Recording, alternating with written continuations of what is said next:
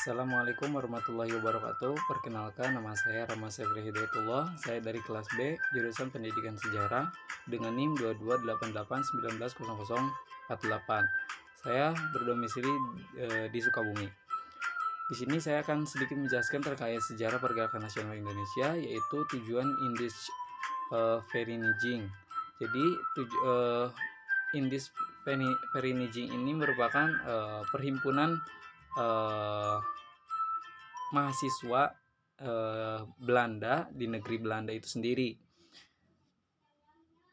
Organisasi ini berdiri pada tahun 1908 yang diprakarsai oleh Sultan Kasajangan Saripada bersama R.M. Noto Suroto, yang pada saat itu bertujuan untuk menyelenggarakan acara-acara pesta seperti dansa dan juga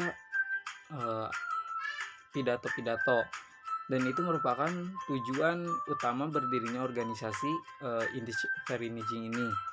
Nah, awalnya organisasi ini sebelum Cipto Mangunkusumo dan Suwardi Suryaningrat atau yang sering kita kenal yaitu Ki Hajar Dewantara turut bergabung. Saat itu mereka tidak pernah sama sekali memikirkan atau peduli dalam masa depan Indonesia. Tetapi semenjak mereka berdua ikut andil, maka mereka semua tersadar bahwa organisasi ini sangat penting bagi bangsa Indonesia. Nah, oleh karena itulah lambat laun organisasi Indische Vereniging ini ikut andil dalam persoalan politik.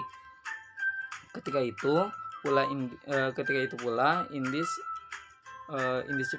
Vereniging ini menerbitkan sebuah buletin yang diberi nama Hindia Putra.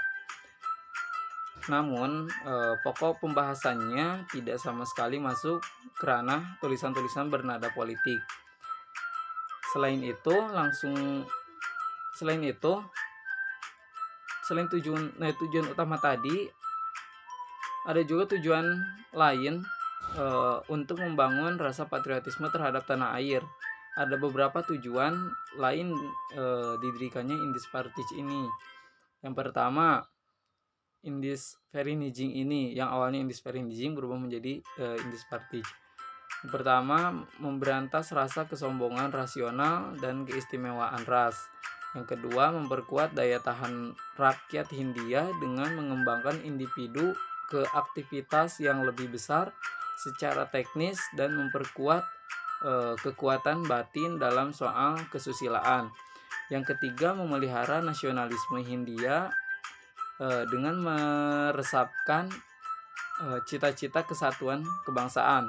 Yang keempat, meluaskan pengetahuan umum tentang sejarah budaya Hindia, mengasosiasikan intelek secara bertingkat ke dalam suku dan antar suku yang masih hidup berdampingan pada masa ini.